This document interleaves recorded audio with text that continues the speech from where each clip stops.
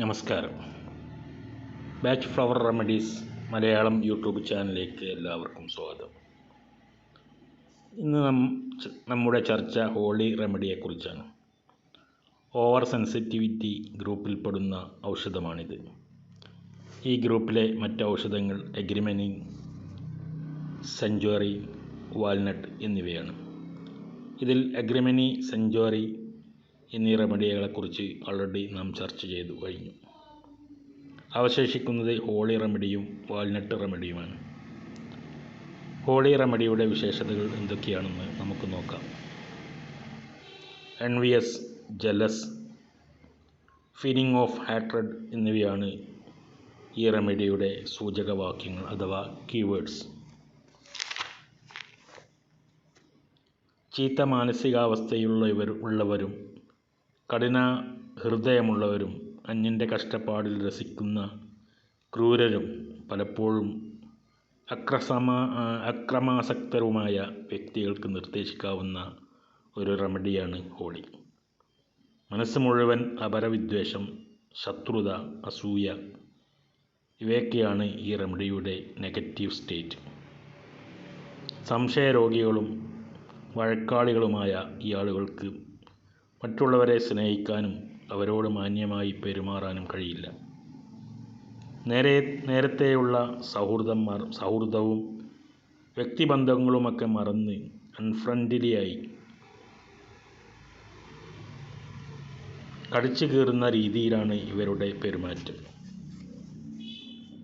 ഇത്തരം മനോവൈകല്യങ്ങളിൽ നിന്ന് മോചിതമായി ആകർഷണീയവും സ്നേഹപൂർവമായ പെരുമാറ്റ രീതികൾ സ്വായത്തമാക്കുന്നതിന് ഹോളി റെമഡി നമ്മെ ഏറെ സഹായിക്കുന്നു.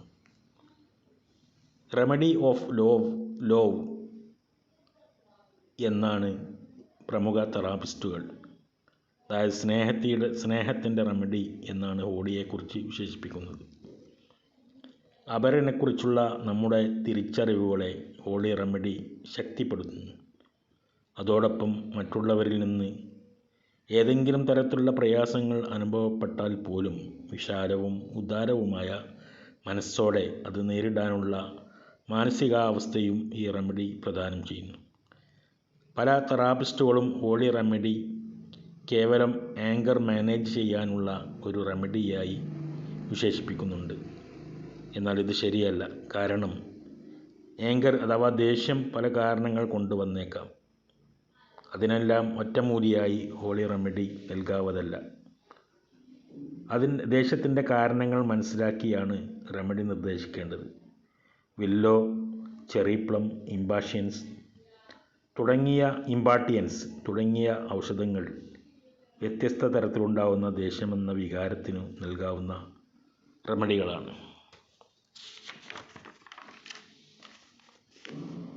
വിദഗ്ധനായ ഫ്ലവർ തെറാപ്പിസ്റ്റിന് ഹോളി റെമഡി ഉപയോഗിച്ച് അത്ഭുതങ്ങൾ സൃഷ്ടിക്കാൻ കഴിയും. മനുഷ്യബന്ധങ്ങളിലെ ഒട്ടേറെ പ്രശ്നങ്ങൾക്ക് തുടക്കം കുറിക്കുന്നത് അപരവിദ്വേഷവും പരസ്പര വിശ്വാസമില്ലായ്മയും സംശയദൃഷ്ടിയോടെ പരസ്പരം പെരുമാറുന്നതുമാണ്. ഈ പറഞ്ഞതെല്ലാം ഹോളി റെമഡിയുടെ നിഷേധാത്മക ലക്ഷണങ്ങളിൽപ്പെട്ടതാണ്. ഹോളിയുടെ ബുദ്ധിപൂർവമായ ഉപയോഗത്തിലൂടെ ഇതൊക്കെ മാറ്റിയെടുത്ത് സൽഗുണ സമ്പൂർണമായ മനുഷ്യരായി ഇത്തരം ആളുകളെ നമുക്ക് പരിവർത്തിപ്പിക്കാൻ കഴിയും. കുട്ടികളിലെ ഒരുപാട് ശാഠ്യങ്ങൾക്ക് ഹോളി റെമഡി ഫലപ്രദമായ ഒരു ഔഷധമാണ്. തൻ്റെ കുഞ്ഞനുജനോട് അമ്മ കാണിക്കുന്ന സ്നേഹം മുതിർന്ന കുഞ്ഞുങ്ങൾക്ക് ഇഷ്ടപ്പെടില്ല. ഇത് പലപ്പോഴും കുട്ടികൾക്കിടയിലെ ഗുരുതരമായ പ്രശ്നങ്ങൾ സൃഷ്ടിക്കാറുണ്ട്. കുഞ്ഞനുജന്മാരോട് ഈർഷ്യയും അസൂയയും കാണിക്കുന്ന കുട്ടികളെ നമ്മുടെ വീടുകളിൽ കാണാറുണ്ട്. ഇത്തരം കുഞ്ഞു മാനസികാവസ്ഥയെ ഹോളി റെമഡിയുടെ പ്രയോഗത്തിലൂടെ വിദഗ്ധമായി നമുക്ക് മാറ്റിയെടുക്കാൻ കഴിയും. ഈ പറഞ്ഞതിൽ നിന്നെല്ലാം ഹോളി റെമഡിയുടെ മാനസിക വൈകാരിക ലക്ഷണങ്ങൾ നിങ്ങൾക്ക് മനസ്സിലായിട്ടുണ്ടാവുമെന്ന് കരുതുന്നു. ഇനി ഈ ഔഷധത്തിൻ്റെ ശാരീരിക രോഗലക്ഷണങ്ങൾ എന്തൊക്കെയാണെന്ന് നോക്കാം.